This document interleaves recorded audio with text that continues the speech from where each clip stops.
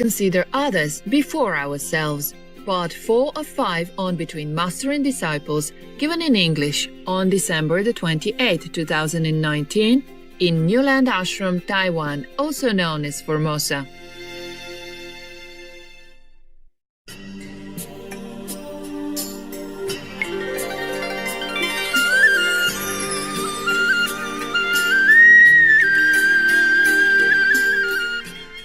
Don't snatch the blessed food from the elderly. Please, I saw that. I was disappointed. I gave it to her and I announced on microphone it's for the older, elderly, okay? And then when she took it, you tried to share it. She didn't say you could. At least you asked, can I, Grandma, can I take some of your, the Master blessed food? You just took it like that, huh? That's stealing. 5 precepts, okay? Stealing. Somebody did not agree or you did not ask, okay? At least you ask and they say, okay, then you take.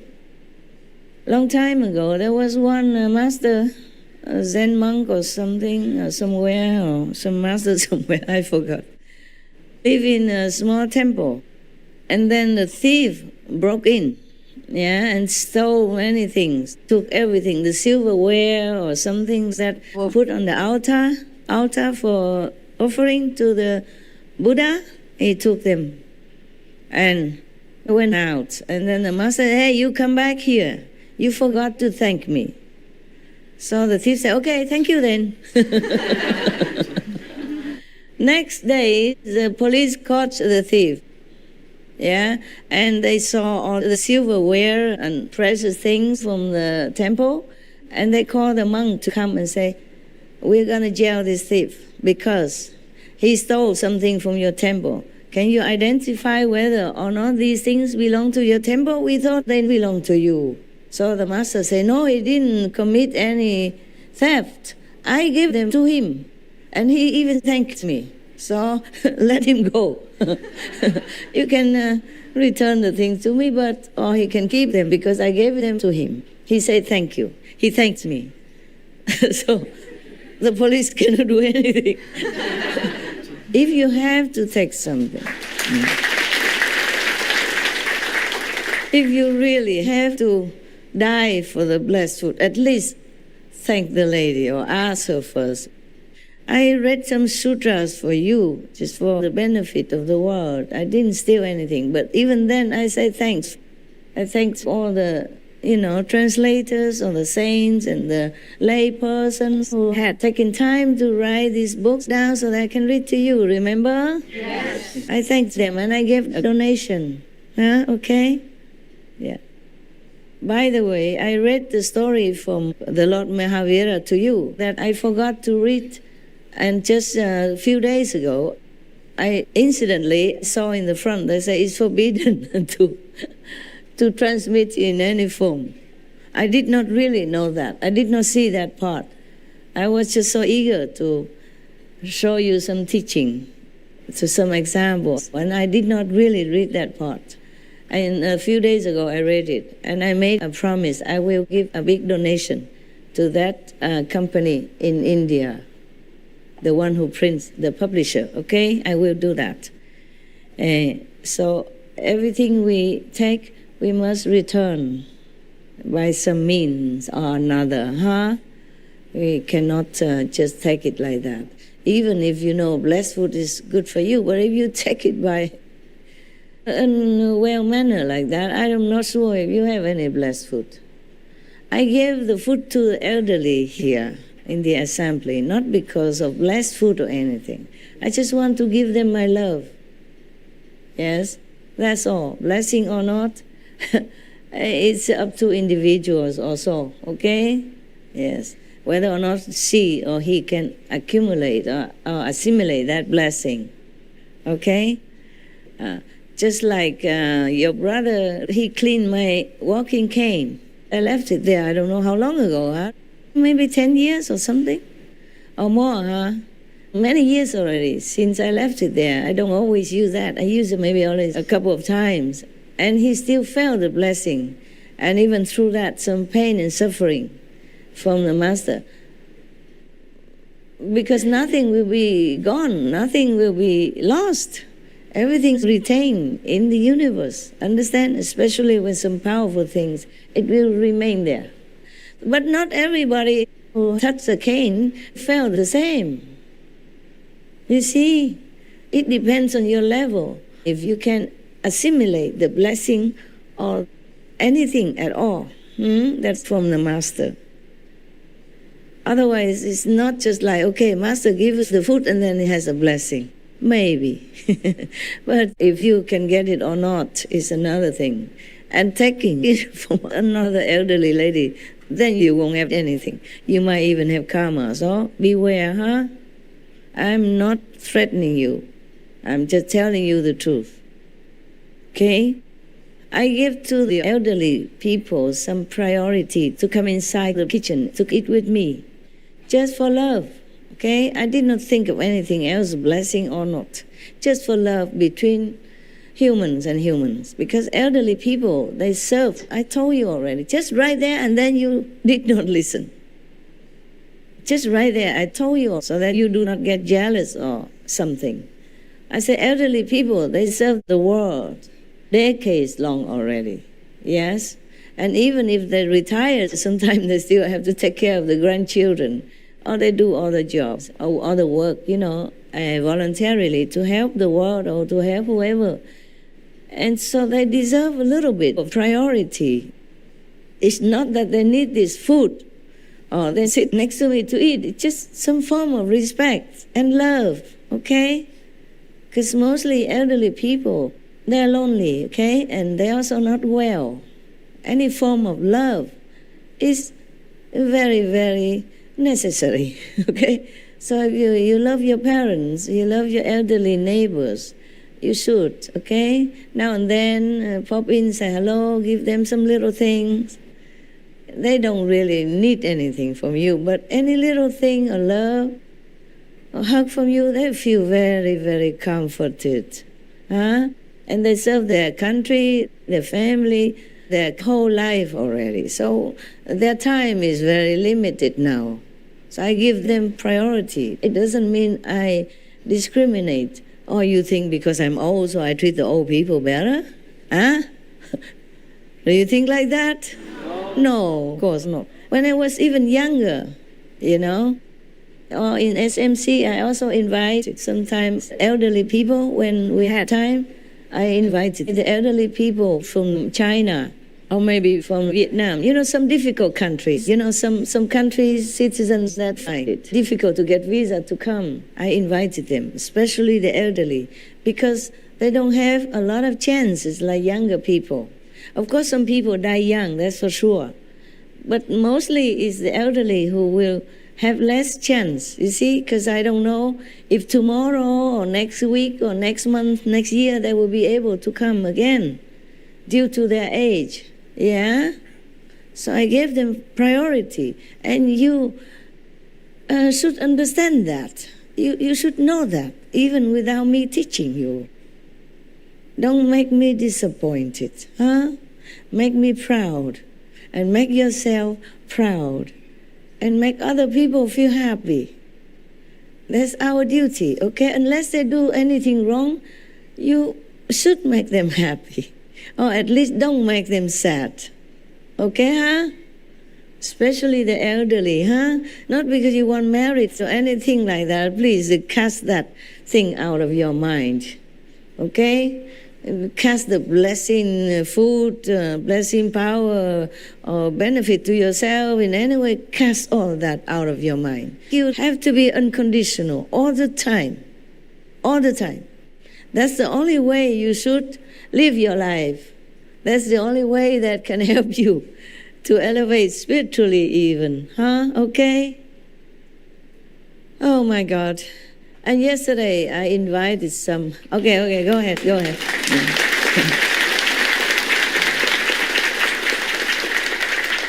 Do you really capiche? Yes. You understood? Yes. Really, yeah? Yes. Don't let me catch that scenery again, okay? Yeah. Because that is below your dignity, no matter what, okay? Even if Almighty God comes here and gives this guy something. You don't come and snatch it. Okay? It's for him.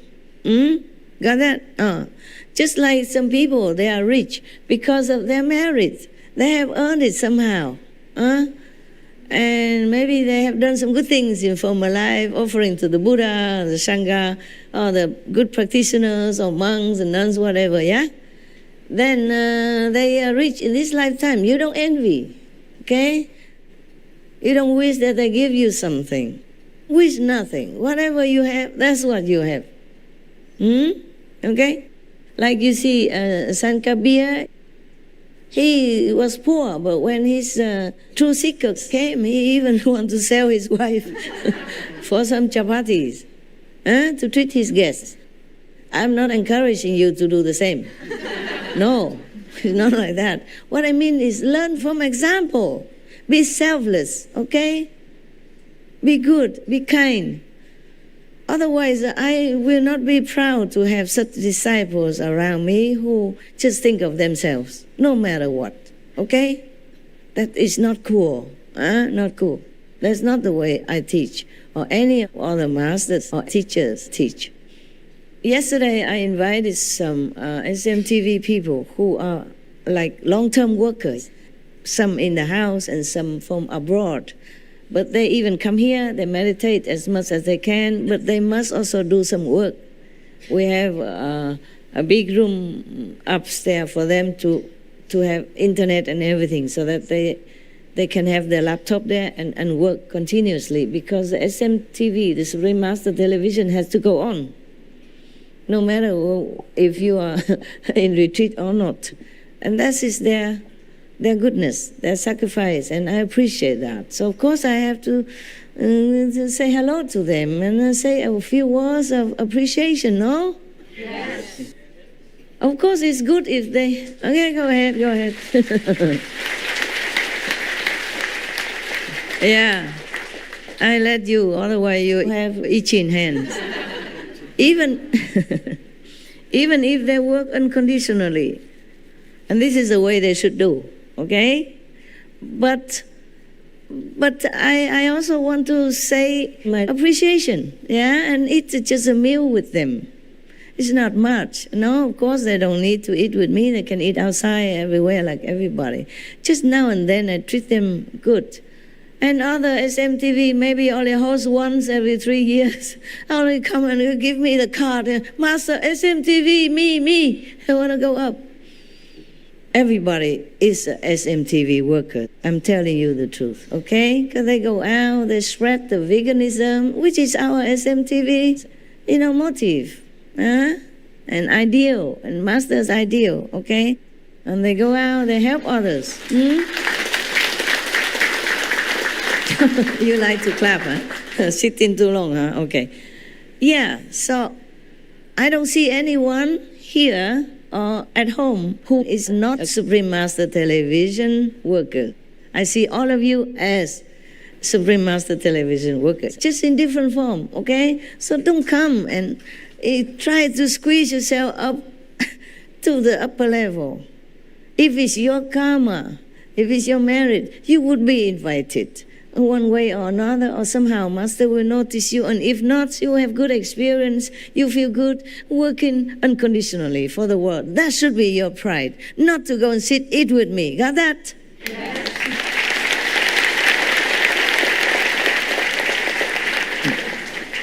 Besides, I never have a big enough room for everybody, okay? Otherwise, I would invite all of you. Just a smaller group is more intimate, so I can talk to them and make them feel a little happy. They've been working all these years, and normally you don't even know who they are, and I did not even know who they are. So now and then, I just want to say thank you.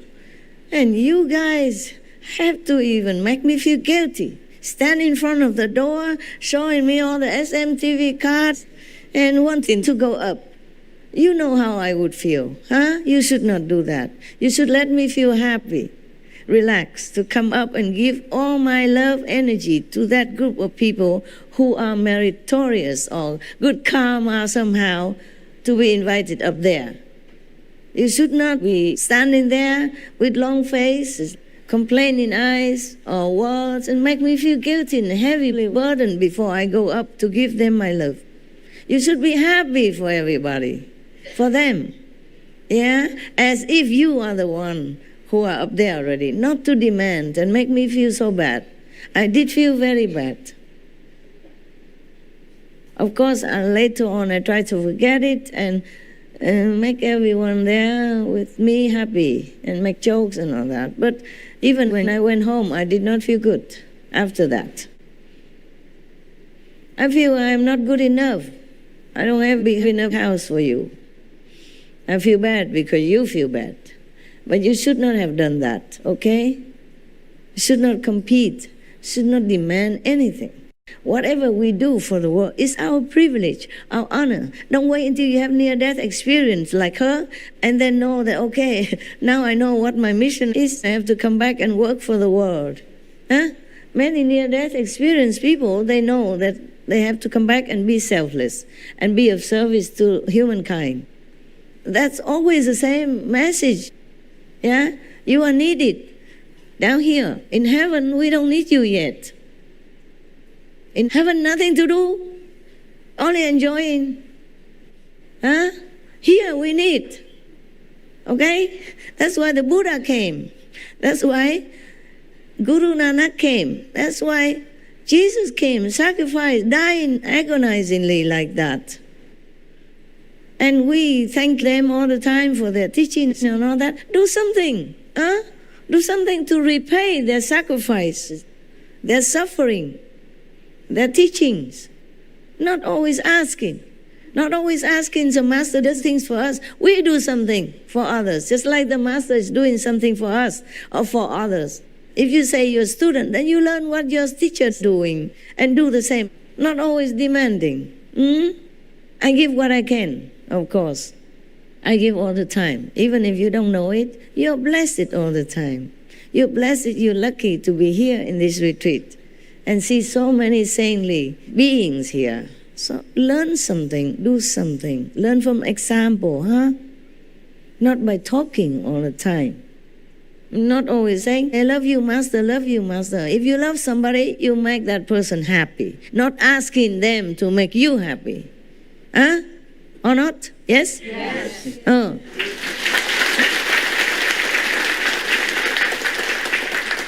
Make me proud, okay? If you are supposed to be invited, you will be invited. Just accept whatever your lot, okay, huh? Yeah. Of course, when you have a reason, you can complain. But if it's all clear, already told to you, that party last night was only for those who are continuously working even here, then you know already you are not in that category. Then you should not be staging in a demonstration right in front of the temple, making me feel guilty like that. Is it right? Yes or no? No. No. It's not my disciples' behavior, okay? And that's put me off also, yeah? So what kind of disciples are like that? I had just told everybody to be selfless and then behaving like that. And I have just told right there that we have to respect the elderly. That's why I give them special food from my table or from, my kitchen there, personally. That's also an example for you to learn, to give. But then you do the opposite. You did the opposite. You take. That's not cool. Okay, huh? The Master came out and served people. And you, there, grabbing it from them. That is the opposite direction, huh? You should be ashamed and repent and don't ever do that again. Always others before us. Of course, that doesn't mean that it makes you better or feel good. Not always.